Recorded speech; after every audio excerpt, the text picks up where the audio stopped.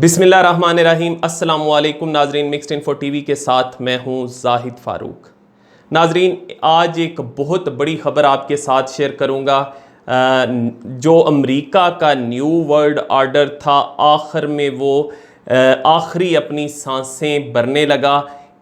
उसके ख़त्म होने से, इख्तिताम से पहले जो आखिरी हिचकियां हैं वो जारी हैं, और वो सारे आसार जो ट्रंप के चेहरे पे नुमायाँ नज़र आते हैं वो उन्हीं आखिरी हिचकियों की वजह से वो आसार नज़र आते हैं, और वो मुसलसल चाइना को मुर्दे इल्ज़ाम ठहरा रहा है।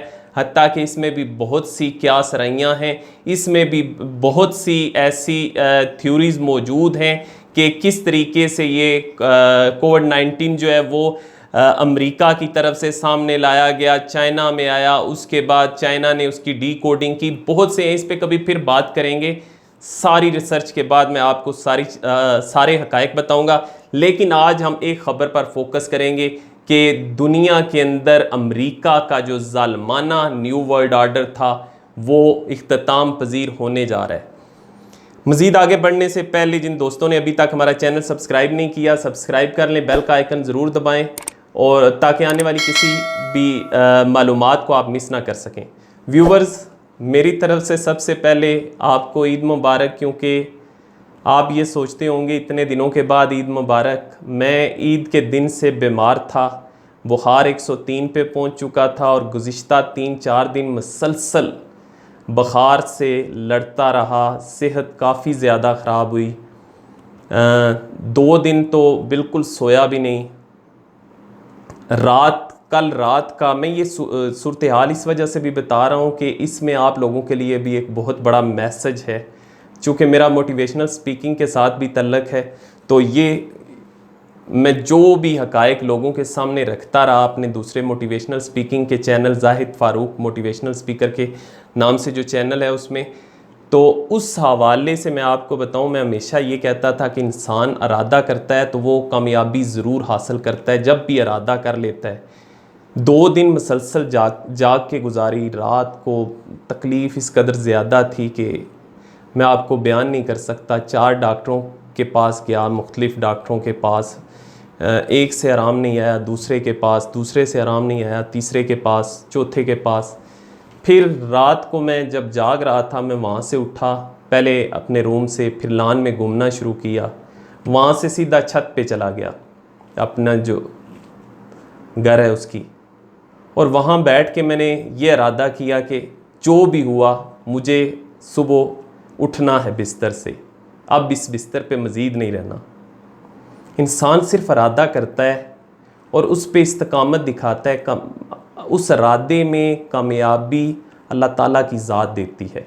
जब आप पुख्ता इरादा कर लेते हैं तो यकीन जानिए कि अल्लाह ताला आपको कभी मायूस नहीं करता। और मेरा इस चीज़ पे ईमान और पुख्ता हुआ कि कल तक एक ऐसा शख्स जो हिल नहीं सकता था, मैं ज़रा सा उठता था तो सर चकराना, बड़ी बुरी हालत थी, बयान नहीं कर सकता। 103 बुखार था, और आज आपके साथ गुफ्तगू कर रहा हूँ इस लम्हे, और मेरे चेहरे पे वो बीमारी के हो सकता है तासरात थोड़े से हों, लेकिन अल्हम्दुलिल्लाह वो भी आहिस्ता आहिस्ता ख़त्म होना शुरू हो गए। तो आप जब भी किसी मुश्किल में गिरफ़्तार हों, एक इरादा करें और उस पे इस्तकामत दिखाएं, और फिर अल्लाह ताला से दुआ करें कि या अल्लाह, अब मैं तुम्हारे आसरे पे हूँ, मैंने ये इरादा किया है और मैं अपनी पूरी इस्तकामत दिखाऊँगा, क्योंकि कामयाबी तेरे हाथों में है, तू ही अता कर सकता है। तो इंशाल्लाह कामयाब ज़रूर होंगे।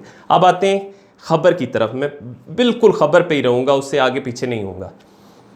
यूरोपीय यूनियन ने दुनिया को हिला के रख दिया है जी। उनकी तरफ से ये पैगाम आ गया है कि असल सुपर पावर अमेरिका नहीं रहा, अब चाइना बनने जा रहा है। इस बहस का आगाज़ यूरोपीय यूनियन के अंदर हो चुका, और इसका आगाज़ करने वाले कोई मामूली शख्सियत नहीं, बल्कि जो यूरोपीय यूनियन के वज़ीर ख़ारजा हैं, जिनका नाम जोसेफ है, उनकी तरफ से इस बहस का आगाज़ किया गया। और जर्मनी के सफ़ीर जितने भी थे इकट्ठे थे, उनके साथ ख़िताब करते हुए उन्होंने बहुत सी बातें की, बहुत से इंकशाफात किए, और उन्होंने ये भी कहा कि अब हमें अपना किबला दुरुस्त करना पड़ेगा, क्योंकि दुनिया हमेशा अपने मफादात के साथ चलती है। जिस तरफ मफादात होंगे हमें उसी तरफ बढ़ना होगा। कहा जाता है कि सियासत में या आलमी सियासत जो होती है या आलमी मंजरनामा, उसमें कोई दोस्ती मुस्तकिल या कोई दुश्मनी मुस्तकिल नहीं होती, बल्कि ममालिक के अपने अपने मफादात होते हैं और उन्हीं की बुनियाद पर दोस्तियाँ भी और दुश्मनियाँ भी पाली जाती हैं। तो यहाँ पे भी यूरोपीय यूनियन की तरफ से जो इंतहाई करीबी एलाय समझा जाता है अमेरिका का, उसने ये वाज़ह कर दिया है कि अब हमें चाइना की तरफ रजू करना पड़ेगा। इसके साथ साथ उनकी तरफ से यहाँ तक कह दिया गया कि जिस सदी के बारे में पेशन गोइयाँ कर रहे थे जितने भी तारीखदान थे, जिस सदी के बारे में कह रहे थे कि एशिया की सदी होगी आने वाले वक्तों में, यूरोपियन कंट्रीज़, अमेरिका और इनसे लोग एशियन कंट्रीज़ में जाएंगे, इन्वेस्टमेंट करेंगे। तो उन्होंने कहा कि ये जो वबाई सूरत हाल है, इसके बादल छटते साथ हमारा यूरोपीय यूनियन, अमेरिका और ये इनके वो हालत होगी जो पहले एशियन कंट्रीज़ की थी। और एशिया आइंदा के वक्त में सुपर पावर बनने जा रहा है, और एशिया में स्पेसिफिक जो सुपर पावर बनने जा रहा है वो है चाइना। क्योंकि चाइना ने 20 सालों के अंदर इतनी रिकॉर्ड तोड़ तरक्की की है कि उसकी नज़ीर नहीं मिलती। और बीबीसी की एक रिपोर्ट के मुताबिक आने वाले 20 सालों में जितनी चाइना ने अब के 20 सालों में तरक्की की है, इससे कई गुना, उनकी तरफ से ये कहा गया कि इससे कई गुना ज़्यादा तरक्की अगले 20 सालों में होगी। और उसमें उन्होंने ये बता दिया है, उन्होंने तो लिस्ट जो जारी की है वो 2050 की है कि 2050 में चाइना सुपर पावर होगा और अमेरिका कहीं पिछले नंबरों पे चला जाएगा। और भी दूसरे बड़े बड़े यूरोपीय ममालिक जो ऑस्ट्रेलिया और ये सारे, ऑस्ट्रेलिया समेत दूसरे यूरोपीय ममालिक, उनको भी पिछली सफ़ों में रखा है उन्होंने। और चाइना और एशिया के कुछ ममालिक हैं जिनको उन्होंने पहली सफ़ों में लेके आए हैं कि ये आने वाले दिनों में जो है वो 2050 में ये ताकतवर तरीन ममालिक की फहरिस्त में शामिल होंगे।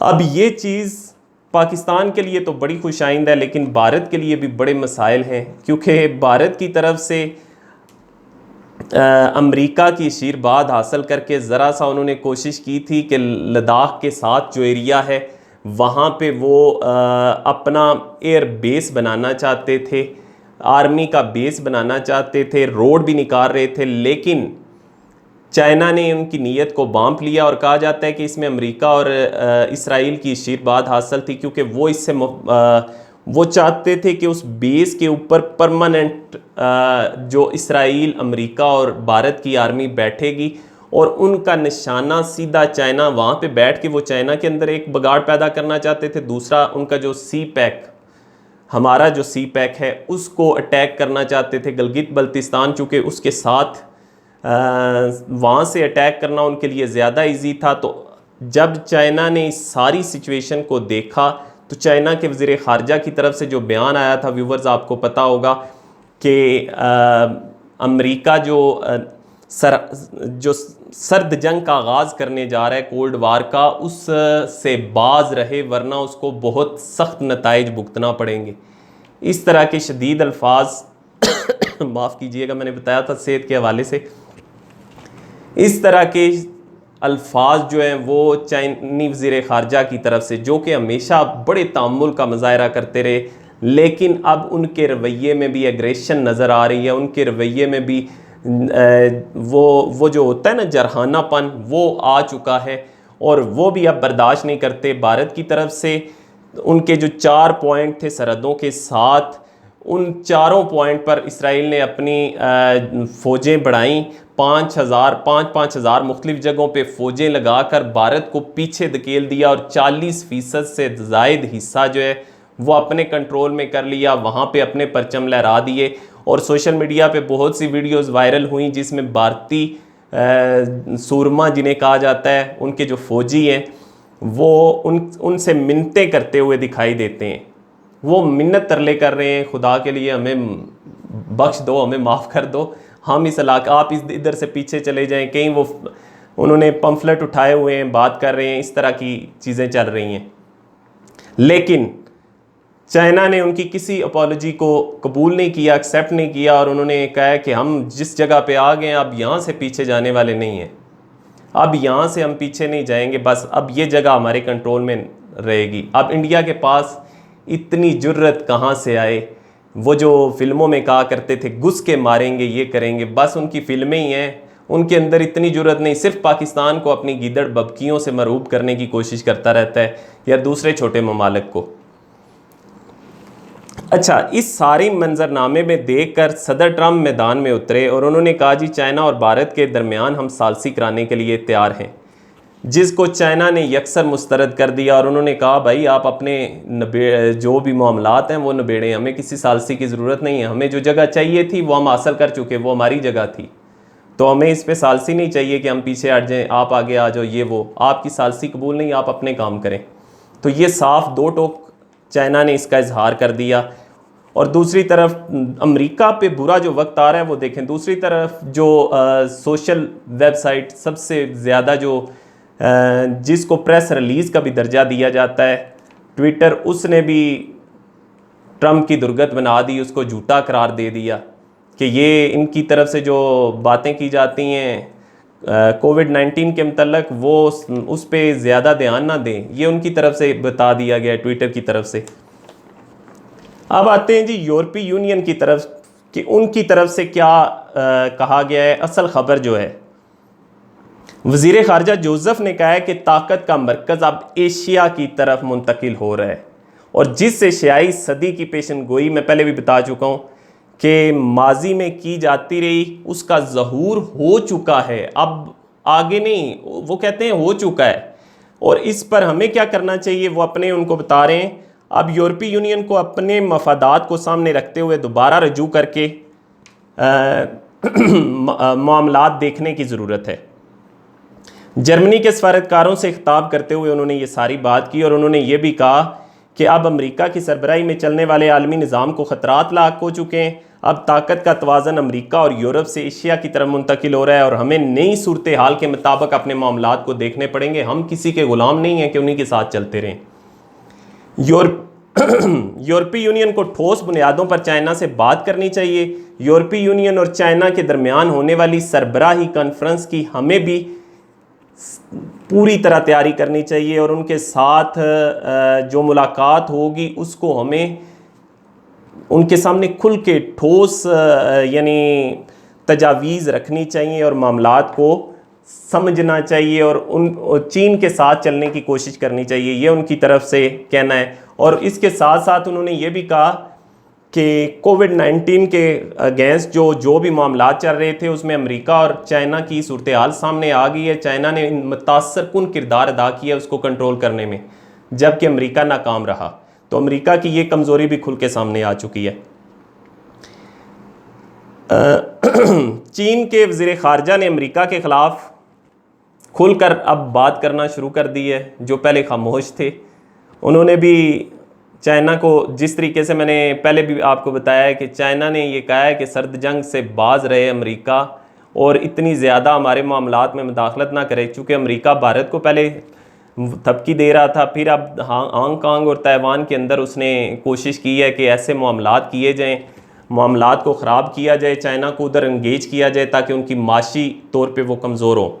तो जिस पर चाइनी सदर की तरफ से मौजूदा हालात के अंदर अपनी फ़ौज को तैयार रहने का हुक्म दिया। बहुत बड़ा हुक्म है ये, और ये मैसेज था सब के लिए, इंटरनेशनल लेवल पे, इंटरनेशनल जो कम्युनिटी है उसके लिए भी और सबसे बढ़कर भारत के लिए भी और अमेरिका के लिए। इसलिए कि भारत तो क्या चीज़ है चाइना के सामने, अमेरिका को असल में ये मैसेज था कि ये जो आप खेल रचाने की कोशिश कर रहे हैं ना, कि कभी इंडिया को सामने लाते हैं, कभी हमारी अपनी जो टेरिटरी है उसमें ताइवान, हांगकांग, उसके अंदर मुदाखलत करने की कोशिश कर रहे हैं, हम अब ताकत से भी इसका जवाब दे सकते हैं। अब इस बात पे ना रहिएगा कि हम खामोश बैठे रहेंगे। तो ये एग्रेशन नज़र आ रहा है अब चाइना की पॉलिसी में सारी में। BBC की रिपोर्ट के हवाले से तो मैं आपको बता ही चुका हूँ। अब मेरा गला फिर से जवाब दे रहा है। अब तक के लिए इतना ही। मेरे लिए दुआ कीजिएगा कि अल्लाह ताला मुझे सेहतियाब करे। आप भी अपना बहुत ख्याल रखिएगा। मुझे इजाज़त दीजिए। अल्लाह हाफ़िज़।